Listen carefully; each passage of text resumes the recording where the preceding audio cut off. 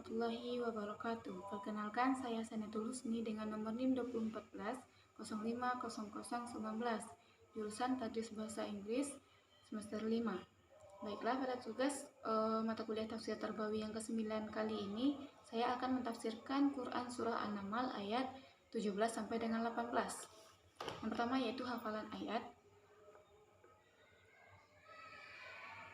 A'udzu billahi minasyaitonir rajim. Bismillahirrahmanirrahim. Wa husyira li Sulaiman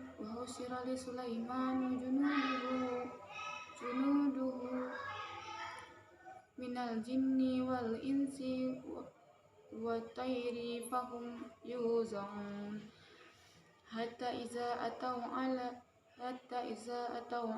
wadin namli qalat namlah ya ayuhan namlu dkhulu masakinakum la yuhtimannakum Sulaimanu wa junuduhu wa hum la yash'urun.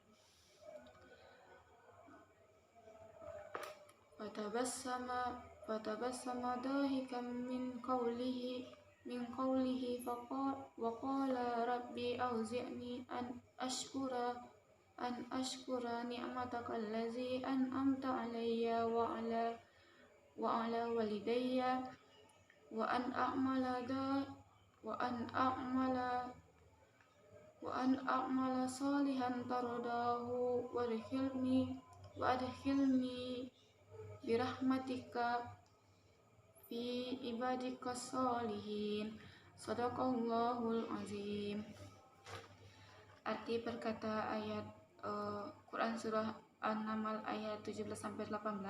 Yang 17 yang pertama yaitu wa artinya dan, husyira dikumpulkan, li Sulaiman, li artinya untuk, Sulaiman artinya Sulaiman, junuduhu artinya bala tentaranya, min dari al-jinni kaum jin, wal insi dan kaum manusia, wa tayri dan juga burung-burung dan juga hewan, fahum maka mereka, yuzauna tertib dengan berbaris.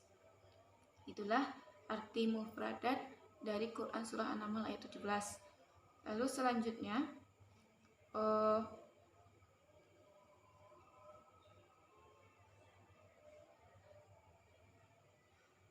arti terjemahan dari Quran Surah An-Naml ayat 18, yang mana bunyinya hatta iza artinya hingga ketika,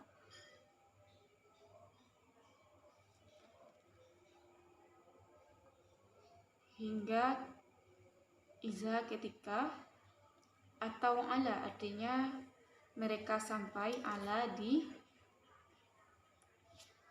wadi lembah, an-namlu lembah semut, qalat maka berkatalah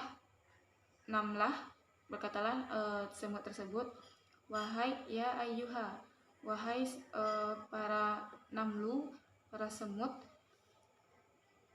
adkhulu masuklah, masakinakum ke dalam sarang-sarangmu, la yahtimannakum artinya agar kamu tidak diinjak, Sulaiman oleh Sulaiman, wa junuduhu artinya dan bala tentaranya, wahum dan mereka, la tidak, yash'uruna artinya tidak menyadarinya.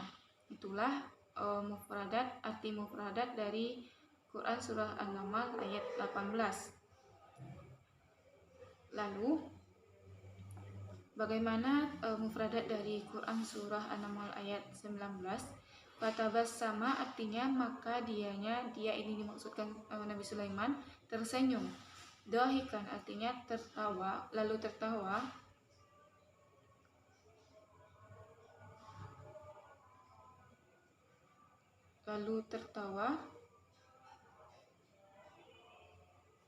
Qauliha karena mendengar perkataan semut tadi, waqala dan dia berkata, Rabbi auzi'ni, ya Tuhanku, anugerahkanlah aku ilham, an artinya untuk, ashkura mensyukuri, ni'mataka artinya nikmatmu, allati yang an'amta dianugerahkan, alayya atasku, wa ala dan juga kepada walidayya kepada kedua orang tuaku, wa an a'mala dan bahwasanya mengerjakan solihan, a'mala solihan, amalan soleh, tarudahu yang engkau ridai, wa adkhilni dan masukkanlah aku dengan rahmat engkau fi ibadika solihin artinya ke dalam golongan orang-orang yang beramal soleh. Jika diartikan ayat ini secara menyeluruh, artinya adalah dan dikumpulkan untuk Sulaiman bala tentaranya dari kaum jin dan manusia dan burung, lalu mereka berbaris dengan tertib hingga ketika mereka sampai di sebuah lembah semut, maka berkatalah semut, wahai keseluruhan semut, masuklah engkau ke dalam sarang-sarangmu agar tidak diinjak oleh Sulaiman dan juga bala tentaranya karena mereka tidak menyadarinya. Maka tersenyumlah lalu tertawa Nabi Sulaiman mendengar perkataan semut tadi, dan dia berkata, wahai Tuhanku, anugerahkanlah aku untuk dapat mensyukuri nikmatmu yang engkau berikan kepadaku dan juga kepada kedua orang tuaku, dan agar aku mengerjakan pekerjaan yang kebajikan yang engkau ridhoi, dan masukkanlah aku dengan rahmatmu ke dalam golongan orang-orang saleh. Nah, itulah hafalan ayat, arti ayat per mufradat dan juga arti ayat secara menyeluruh. Nah, kalau berdasarkan tafsiran dari kitab Jalalain,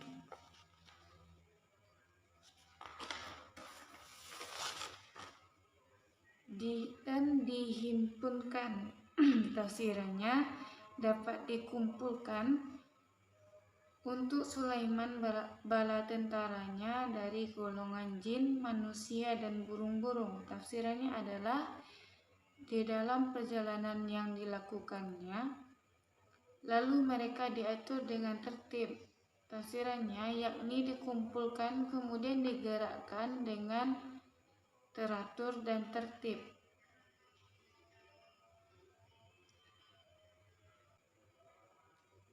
Kemudian Quran Surah An-Naml ayat 18, tafsiran menurut kitab Jalalain, sehingga apabila mereka sampai di lembah semut, tafsirannya yaitu di kota Taif atau di negeri Syam.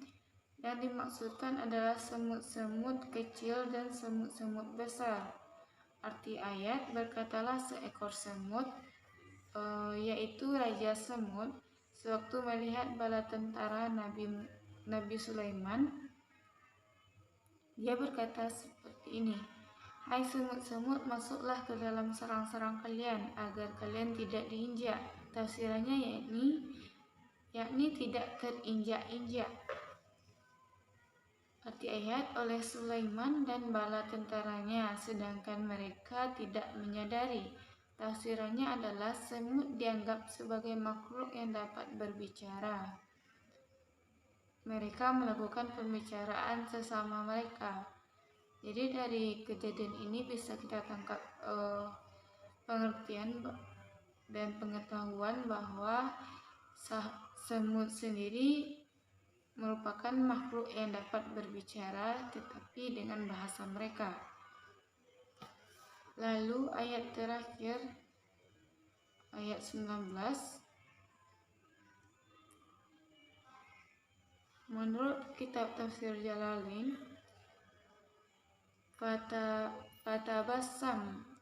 fatabassama artinya maka tersenyum